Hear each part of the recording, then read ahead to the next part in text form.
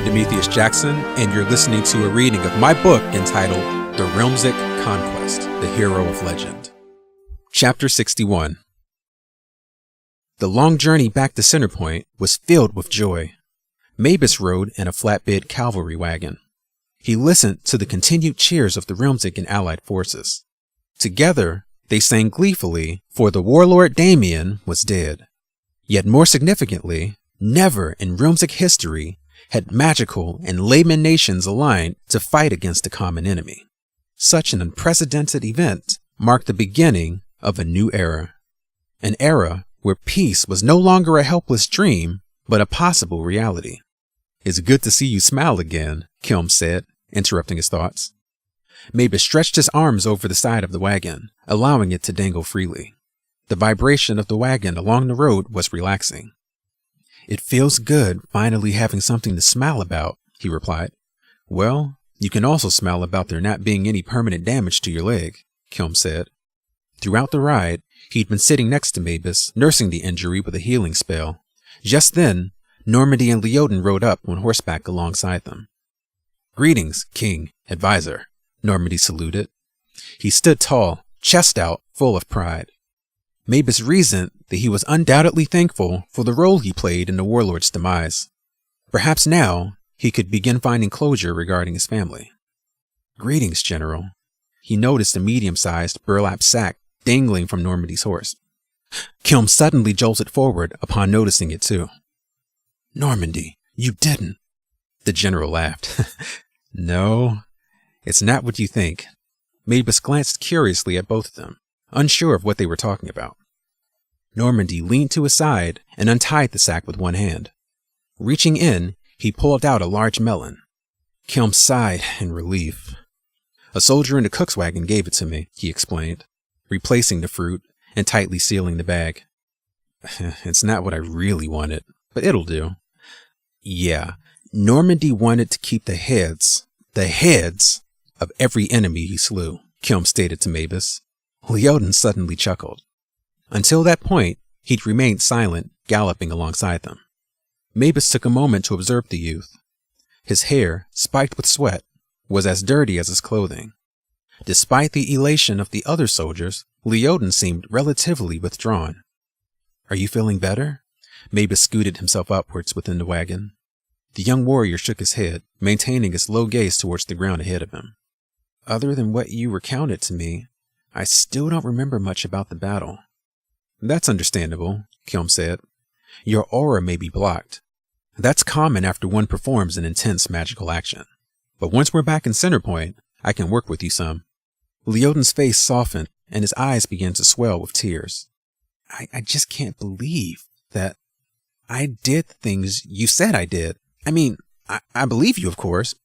I can still feel the remnants of magical energy in my body, and..." He paused to swallow, but didn't continue. He instead stared blankly into the distance. Mavis could sense the conflict within him, remembering his own feelings of uncertainty before Damien's invasion. Perhaps he could even identify somewhat with the young man. Leoden was likely asking himself, where did this magic come from? Why was it given to him? How would he be able to control it? His heart ached for Leoden, knowing that the answers to such questions were far from being answered. Upon arriving back at Centerpoint, Mavis and Kilm resumed their official responsibilities. Shortly thereafter, the Realmsic Council returned, along with Archivist Fable. Being the last member of the sacred archival order, it was now solely upon her to rebuild the wealth of knowledge that was previously destroyed. Therefore, Kilm suggested that Mavis's next official act should be to grant the archivist asylum within the castle. There, she'd be free to create a new archive within the structure's indestructible walls. Kilm knew that Fable would have to utilize the magical archive in her mind to rewrite the entire collection. But for all time, the precious history of the realm would be safe, and the traditions of the archival order would continue to live. Fable happily accepted the offer, as she felt no desire to return to the ancient lands. Also, she looked forward to spending countless hours conversing with Kilm and analyzing the prophecies centered around the hero of legend. Next, Kim focused on the problem of securing the Realmsic crystal. After thoroughly thinking about it since reclaiming the gem from Damien, he decided that the best way to protect it would be to completely eliminate it.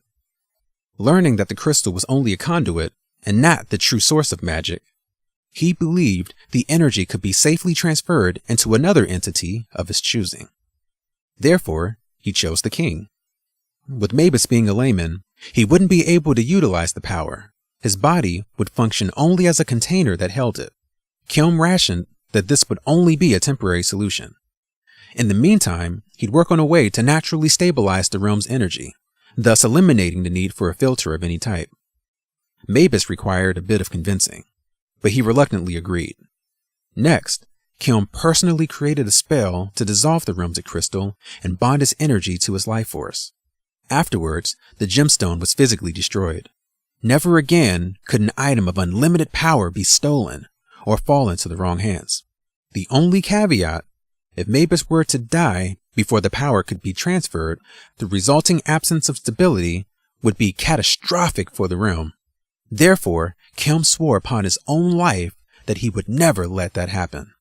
Going forward, he would protect Maebus at all cost. As Maebus led Centerpoint through its recovery, word of the warlord's demise and the concurrent rise of the hero of legend was celebrated throughout the realm. All rejoiced in what appeared to be the beginning stages of peace. Therefore, Maebus felt it was appropriate to have an official victory ceremony to be held at the Realmsic Castle itself. There, he intended to host a second conference of amity, where the terms of a permanent truce with the layman community could be discussed. The entire council immediately coordinated the celebration. The castle was to be draped in red ribbons that would stretch from the highest towers down to the exterior guard walls. Maebus chose the color of red to honor the blood that had been spilled on both sides of the endless war. During the month that followed the announcement, Maebus commissioned reconstruction within the realm, and the citizens of both magical and layman communities enjoyed their first 30 days ever with no conflicts. On the day of the ceremony, people journeyed from as far and wide as the Western nations to partake in the official celebration. As Maebus readied himself within his personal chamber, a knock sounded at the door. Instinctively, he reached for his battle sword, but then reminded himself that at least for now, war was over. As he opened the door, a familiar face greeted him. "Leoden," he said joyfully. "It's good to see you." Thank you, Your Highness. Do you have a minute? Can I come in?" "Of course," Maebus replied. He stood to the side so Leoden could enter. Nice room," he said, nervously walking in. "What brings you by? I thought you'd be getting ready for the festivities also." Maebus reached for his ceremonial armor that had been staged by his wooden wardrobe. "Yeah, about that," Leoden began. His eyes drifted towards the floor. "If you don't mind, I think I'd just like to go home." "What?" Maebus exclaimed. The heavy breastplate he carried nearly slipped from his hands. "Go home? Now?" "Only if it's not a problem," Leoden added, forcing a smile. Maebus expelled a long sigh, forcing down a wave of disappointment filling his heart. "No, it's not a problem at all, if that's what you want to do," he spoke in a low voice. "But, Leoden, this entire victory ceremony is largely in honor of you. Your name is on the lips of every citizen in the realm." I know. And I really do appreciate everything you all are doing for me. It's the least we can do. The realm owes its freedom to you." Leoden furiously shook his head. "No, the realm doesn't owe me anything. It was my honor to fight alongside the Realmsic king and protect my home. But now I need to go home." Maebus could see the sincerity in his eyes, could feel it in Leoden's soul as the young warrior stood before him. "With the discovery of my magical abilities," he continued, "I now have even more questions about my past. I need answers, and what better place to start than in my own village?" Silence filled the room as Maebus thought on his words. After a moment of reflection, he nodded. "Who am I to stand in the way of the hero of legend? He extended his hand to Leoden. "Thank you, King Mabus." Shaking his hand, Leoden looked into his eyes. "This isn't goodbye. I borrowed one of those instant messaging bracelets your troops wear, so if you ever need me again, I can easily be reached." Mabus smiled as Leoden walked out of the chamber, carefully closing the door behind him. Kelm shook his head as Mabus tardily made his way atop the elevated stage to join them. The platform had been built upon the land bridge in front of the castle's main entrance. 4 large stone pillars that stretched towards the castle's peaks supported its weight.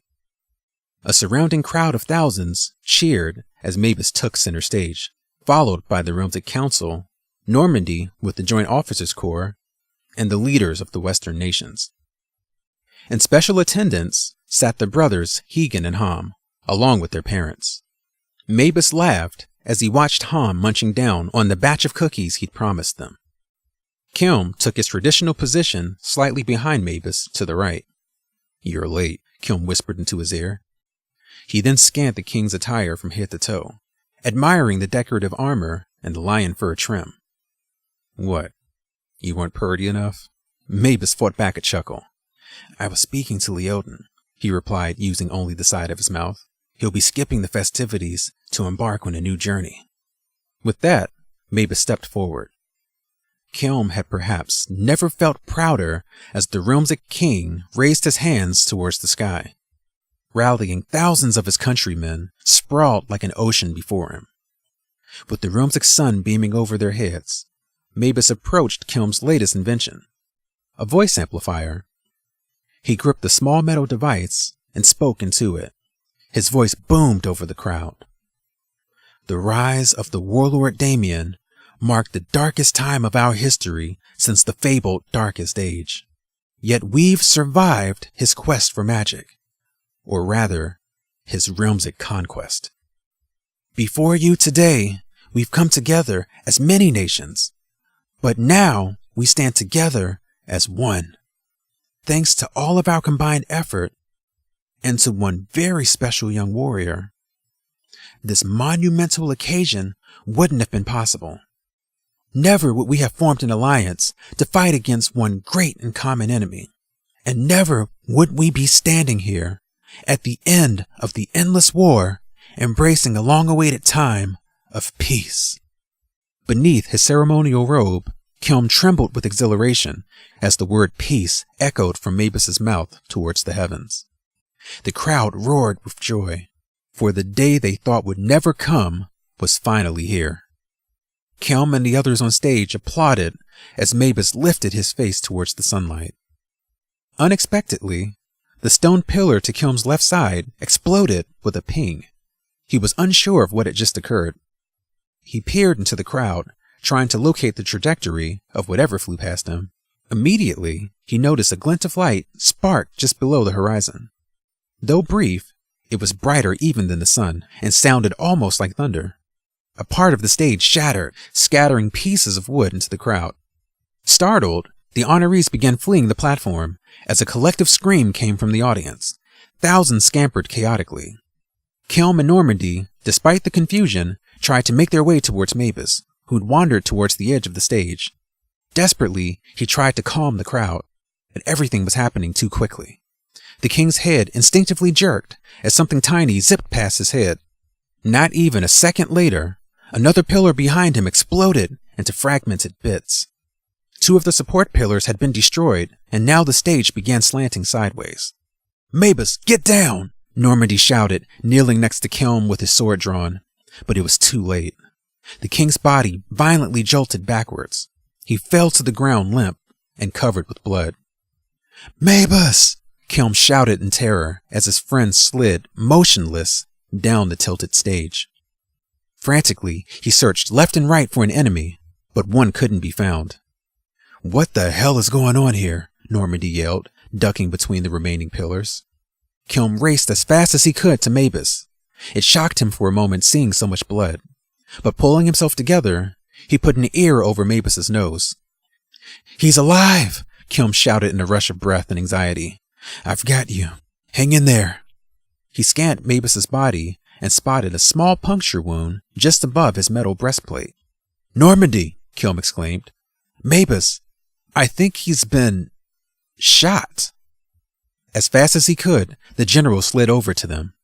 Kilm removed the breastplate, placed a hand upon the wound, and began chanting a healing spell. General, a voice cried out from the bottom of the platform. Normandy looked down and spotted a Realmsic infantry soldier. His face was as pale as a ghost. Soldier, what is it? Sir, there's an army approaching the castle. An army? Kilm exclaimed, while trying to stop the bleeding. Normandy's eyes narrowed with anger. Is it the Legion? No, sir. I don't think so, the soldier replied. Normandy rose to his feet upon the uneven platform. Trying to maintain his balance, he stretched tall above the heads of those fleeing. What do you see? Who's attacking us? Kilm shouted. The general shook his head. I see them, but I don't know who they are.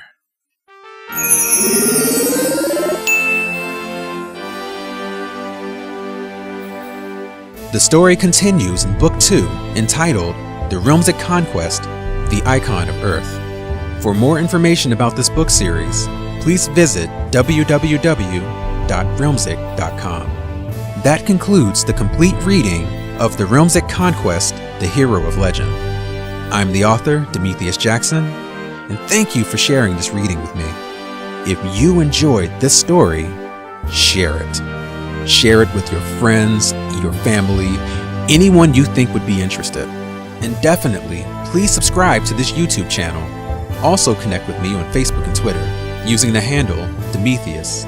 If you like hearing stories read out loud, then you'll definitely love my podcast. It's called the Chapter 1 Podcast. The greatest stories ever written all begin with Chapter 1, and each episode our guest authors will share their first chapters with you. It's a fantastic way to discover new authors and new stories.